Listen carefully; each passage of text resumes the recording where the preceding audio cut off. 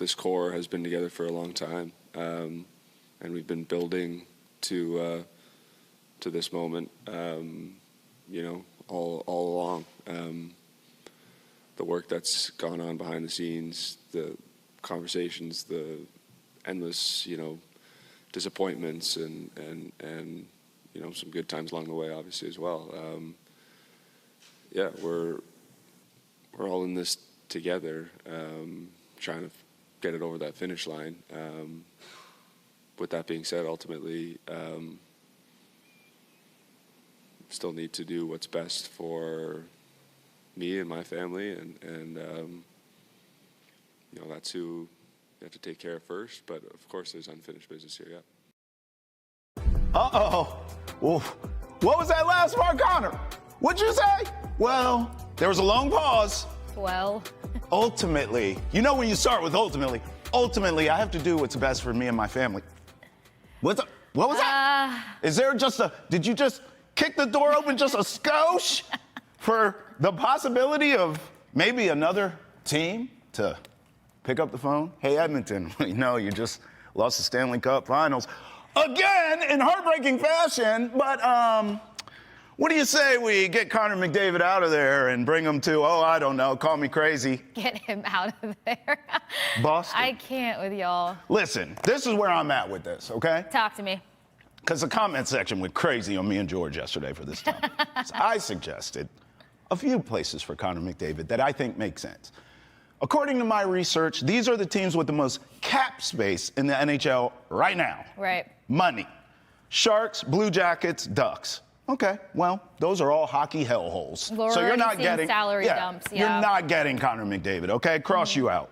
We understand if this man leaves town, which would be crazy, he wants to go to a contender. He's tired of losing, okay?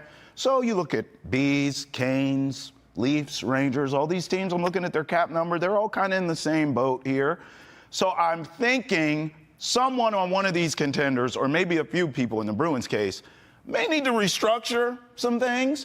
Can you sit down a Pasta? Can you sit down a McAvoy? Can you sit down a Swayman, who I don't even think the ink is dried on his deal yet, and say, hey, we got a chance to do something special here and go get this cat. Can we have a conversation about the money? All I'm saying is this. I think the Bruins for hockey, I think the Bruins and the Blackhawks, 2 original 6 teams, 2 big markets, 2 teams who have young talent in place that you can pair with this guy. I think it would be great for hockey if he goes to one of those 2. Not to say there's not other teams that will get involved, but Connor McDavid on the Canes doesn't feel right to me. Connor McDavid on the Bruins? Blackhawks? I just think if I'm the Bruins, why the hell not? Am I crazy for this? The comments suggest that I am.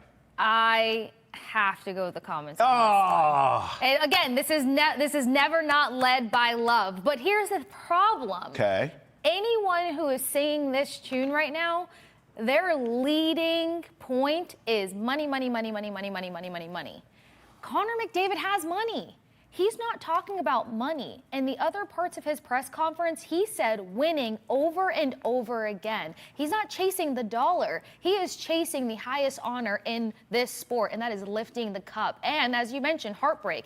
To get there twice, to face the same enemy twice, and to do it in one less game, falling short. Like, if this at least went to 7, I'm sure it would have been a little different in the pain category, painful as a whole, but regardless, it's the fact that anyone who's entertaining Connor McDavid going in a different area for the most part is talking money.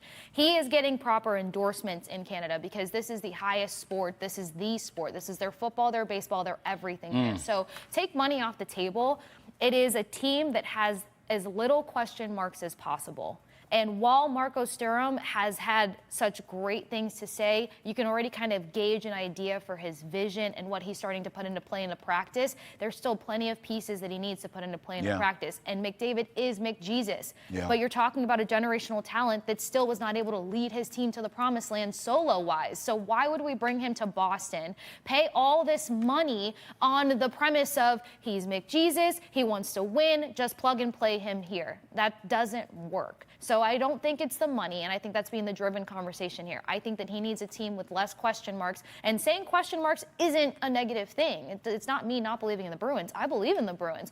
I really believe in Marco Sturm. He already has the visionary of the fact that the league is changing, and that's the next thing that we're not taking in consideration.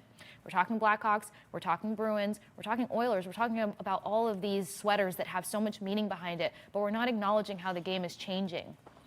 The Utah Hockey Club was on the cusp of playoffs. The Columbus Blue Jackets, who have had so much chaos going on in their hockey club, was on the cusp of playoffs. A young team by the name of the Montreal Canadiens, yes, they are an Original Six team led by a brand new NHL coach, was in the mix and disturbing the peace in playoffs. So you're looking at a different landscape here to where I think that's going to challenge how he approaches what he wants to do outside of just thinking about his family.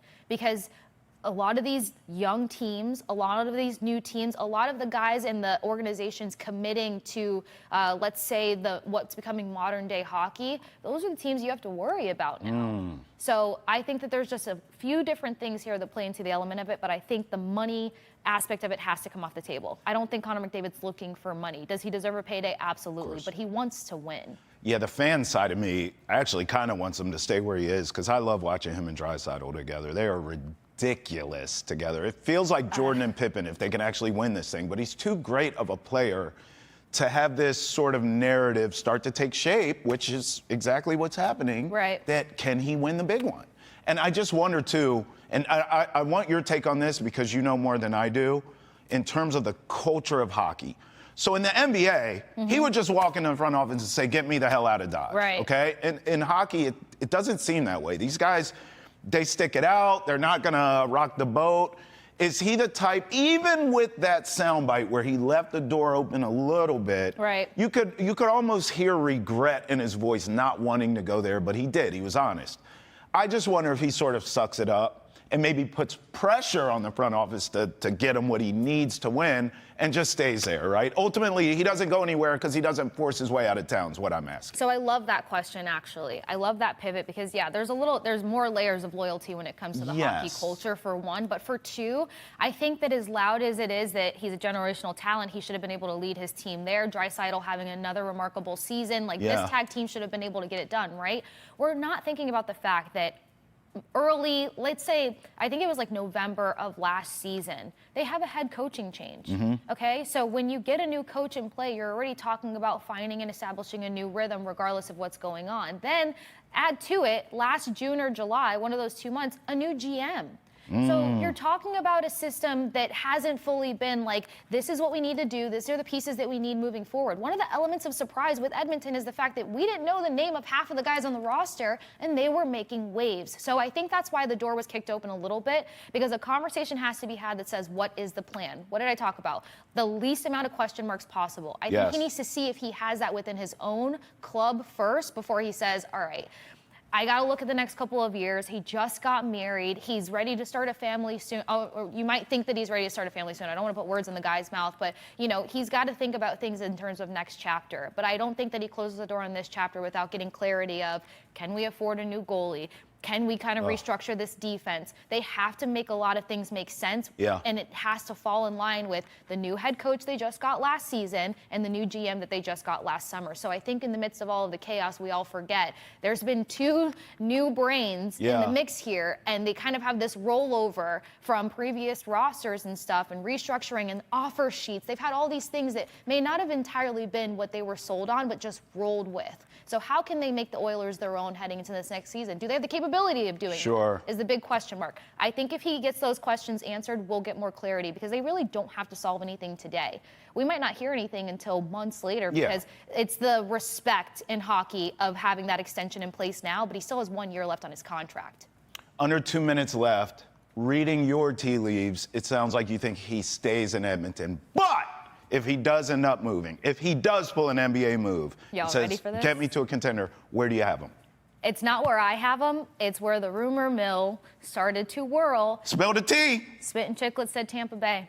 Huh? And I'll say this, I'm not saying it because I'm a Tampa girl. I think a lot of connections were made in Four Nations. I think we were privy to how certain players can play and work together, how certain players respond to certain coaching. You're blowing my mind right now. I know, but Four Nations opened a lot of windows for players, and I mentioned the league is changing. Young players are getting more vocal. They are starting to say where they do and do not want to play. So if that being the case... Can I tell you how many nightmares I'm going to have? If McDavid's on the Lightning and Brad's on the Panthers, I ain't never sleeping again. Again, this is not me. This is me saying what the rumor mill was. I quoted them properly. It was spitting chiclets, so I don't even smoke cigarettes. I need me a whole pack. When we come back, someone called Kasey a fashionista. Duh. We'll hear from him. Roll with us here on Boston has entered the chat. Get the latest up-to-date live. We're here at 8 a.m. on NESN daily, 9 a.m. on NESN Nation daily. Roll with us. We'll be back.